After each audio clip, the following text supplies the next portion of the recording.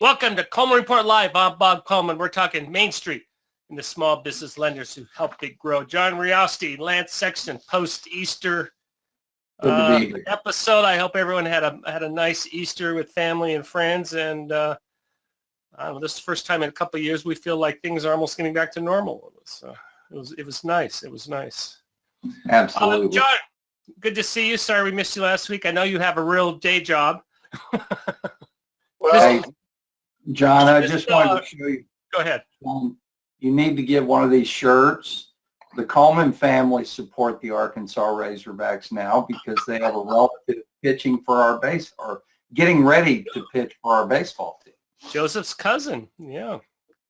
So, I will. John, what's going on with SBA numbers? SBA numbers are looking very good. I might have a different set of numbers than you do there. I was just looking at the most recent weekly lending report, which is takes us up through the 8th of April. So it's not that long ago, just 10 days ago.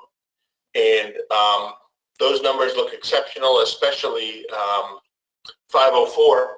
But one of the things I saw in the report itself, just the way the report is structured, that struck me as someone who reads this week after week, is that they, SBA, the agency now is breaking out Community Advantage in a really detailed way for the first time. They've always had the information in the report, but it's always been a line or two at the bottom of the 7A page, the general 7A page. Now they have Community Advantage has its own report, very detailed, and it's sort of tailored to the requirements of that program. Or obviously, there are no Community Advantage loans beyond 350,000. So it's a little bit different, but I just thought that's very important and very notable given the changes that were announced involving Community Advantage just a couple weeks ago. But they still consider those as a subset of SBA loans, correct? It's a subset of SBA, but obviously it's one that is getting more attention inside the agency, both given the changes that were announced and also in light of the equity plan that was announced, I guess that was just last week. And that wasn't unique to SBA. Those were announced across, government-wide. Government-wide, absolutely. The administration's policy, but Community Advantage definitely fits into the equity agenda there. Lance, when I look at these numbers, I always look at lending as a supply and demand issue during the Great Recession. It was definitely a supply problem that the government tightened up. And I'm looking at these numbers for 7A. They're flat. Do we dare say we have a demand problem for people who want 7A loans, Lance? I don't think so, Bob. I was crunching numbers. If you saw me looking back and forth, I think the interesting thing when comparing 2021 to 2022, and I'm wondering if SBA's desire for more loans in underserved markets has had an impact. You've got relatively the same dollar amount, but you've got an extra 2,400 loans. So the average loan size decreased by $70,000. So I wonder if more smaller lending's taking place at SBA participant lending institutions as a result of some of the comments that we're getting from SBA and Congress. Now, the average loan size is still pretty large, but it's declining. More loans, basically the same dollars. Joseph, skip ahead to the Community Advantage slide that John was referring to. And here we go. There we are. Those numbers don't look all that good to me, John. They look a little bit better if you update, because they do update it 1 week. The volume is a tad bit higher. A few more loans made, but you're right. 316 loans there. 331 as of April 8th. And April 8th, it's about 48, closer to 49 million in approved dollars. So it gives a baseline because it's only been a few weeks since the changes were announced, and I don't know that that's enough time really for them to get traction. Let's be specific. What are those changes to the program? Do we know? The big one that sticks in my mind is the end of the moratorium on lenders. And that is key because if you want to get more lending done in this, you have to create capacity to do the lending, and that's what the agency is trying to do. But I mean, in 2 weeks, that's not enough time to put lenders online. It'll be very interesting to see these numbers, let's say 3, 6, 9 months from now. And more importantly, compare them to previous years. But even if you look at that, even if at this relatively modest level, it's up significantly from last year. Well, I can say this. Yeah, and I agree with you, John. I can say this. I'm not going to put either one of you on the spot. But obviously, there needs to be further inducement to lenders to make this program attractive for them as well as for their borrowers. So that's why I said what specific changes are there, and we'll track them closely. But bluntly, these numbers are abysmal. That's my opinion. I'll just jump in, and you raised a really good point, Bob. Even if they do bring on new lenders, and that certainly seems to be their intent, they still keep this program closed off from banks and credit unions. It is available only to CDFIs, non-depository CDFIs. So the lenders, you can argue, and I'll raise the point. I'll make this point. The lenders that probably would have the biggest impact, which is the CDFI banks and credit unions, are still barred from this. So I find that curious. That it's open to CDFIs, but not all CDFIs. And then the CDFIs that are being excluded are the ones that probably would have,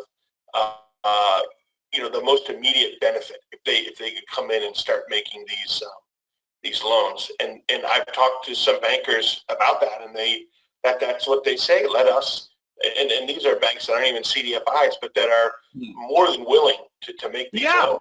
Yeah. Let us come in and do it. We want to. I don't think there's a bank in the country that doesn't agree with the intent of the Biden administration's equity program. I don't think there's a bank or credit union in the country that doesn't agree with the intent of the new emphasis on CDFI. Everyone probably it is not a zero-sum game. That's the whole point. We're not lending it to person A at the expense of person B. This is open to all. Joseph, jump to the up to 150, and this sort of reinforces my thought. If we're grading SBA on getting out smaller loans, the trend is very bad for the agency. Yeah, and that kind of throws my theory earlier, Bob, of more smaller loans completely out the back door, because I was just looking at overall lending volume and saying, oh, the average loan size has decreased. When you look at these numbers, comparing back to our most normal year in this chart.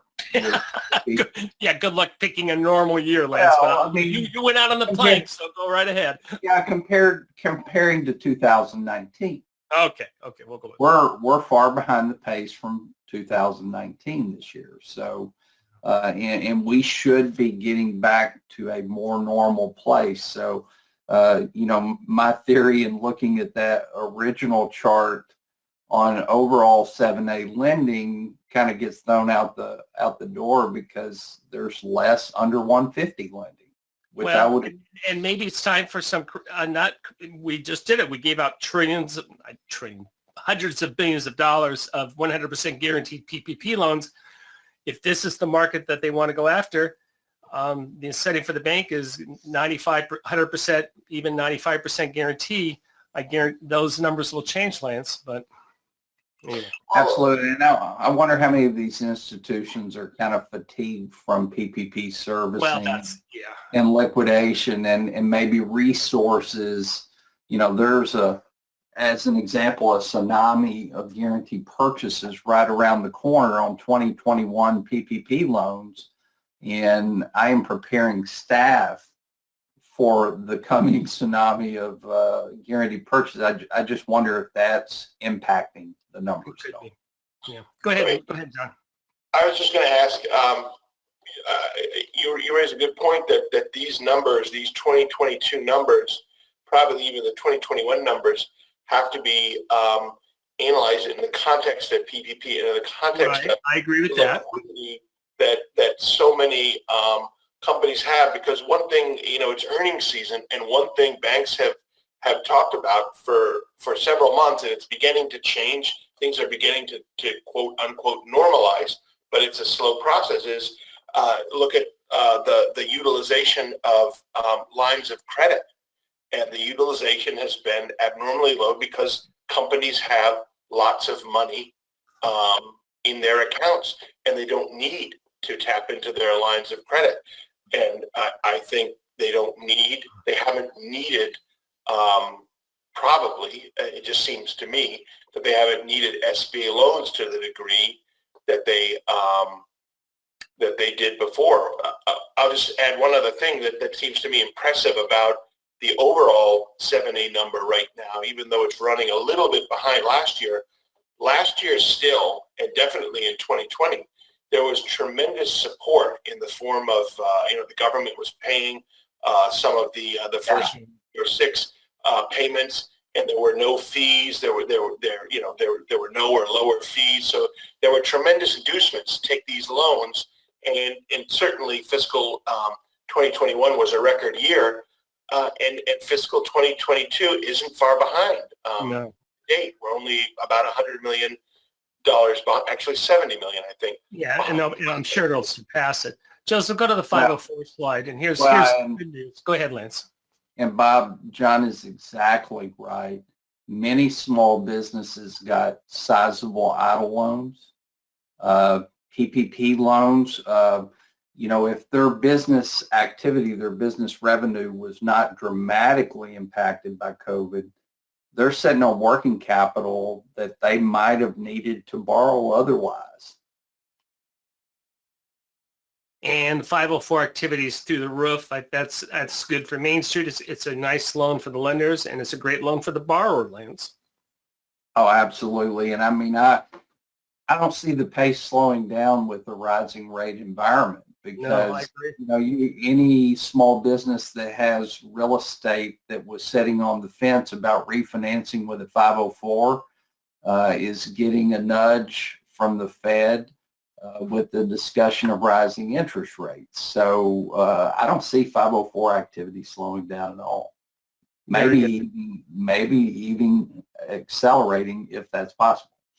Well, we'll track these numbers. You guys raised an excellent point on the PPP and the idle loans. We'll see what happens. But I know this has been the drumbeat from SBA for years on making smaller loans, serving underserved markets. As John said, I don't know anybody who's against that. It's not a zero-sum game. We'll continue to follow that. John, SBA comes and goes. Maybe this is a better question for Lance, but lender match, what's happening with that? This was in the quarterly call last week. Yeah, I think SBA is continuing to encourage lender match. Now, I have some experience with lender match, and we use it at Fountainhead. It's a great way to get potential opportunities. Now, I'm not going to lie to our participants on the call, Bob. It's like anything else. You're going to have to weed out some frogs, or whatever you want to call them, to get to the great opportunities. Because if you looked at 10 deals on lender match, there might be one or two that you might potentially pursue. But it is a free source of opportunities in your marketplace. So, SBA is trying to improve lender match. And not just trying to improve lender match, but trying to encourage more lenders to be a part of it. The only way lender match works is if some of the people that sign up for it get loans. Yeah. Well, it's SBA Services. What I like about that, SBA obviously has a well-known name recognition brand. I would not be at all hesitant to enter some information into SBA Match as opposed to a website where you have no idea who's behind that website. There's not even an address or a phone number to contact, and hey, give us all our information. And I've heard a lot of success stories off of this. So take a look at that. Dedicate someone to that. Right. There's a lot you have to go through, but there could be a gem. Plus you can filter this all you want by geography, by dollar amount, by NAICS code, or at least by startup or whatever you want to do on that. So highly encourage you to check that out. Let's see. Oh, there's our SOPs. Thank you for your support on those. They're selling well. Lance, have you got yours yet? Is it I have arrived? not received it, Bob, but I hadn't checked the front door yet today. John, do you want one of these? Do you want me to send you one? Sure. John, we want you to read each and every page. Yeah, well, we will test John on it. And we'll finish up with Lance. What are you talking about on Wednesday? Well, I continue to want to encourage everybody to improve their skills in submitting for a guaranteed purchase. We don't participate in SBA lending. We do it because of the guarantee. There's a reason we do an SBA loan, and the guarantee's only good if you know how to submit properly for a guaranteed purchase. So guys, please get your people signed up. We've got a lot of water that's brewing in terms of the economy, and there may potentially be some small businesses that you have to do a 10-tab package on. That's great. We are not going back to normal. We never go back to normal. The world is constantly changing, and our job is to adapt as best as we can and be prudent and understand traps as well as opportunities. John, I really appreciate your time. Thank you so much. Enjoy your reporting. And Lance, thank you with your Razorback shirt. And thank you for joining us for Coleman Report Live and for supporting America's Main Street, one entrepreneur at a time. Have a great day.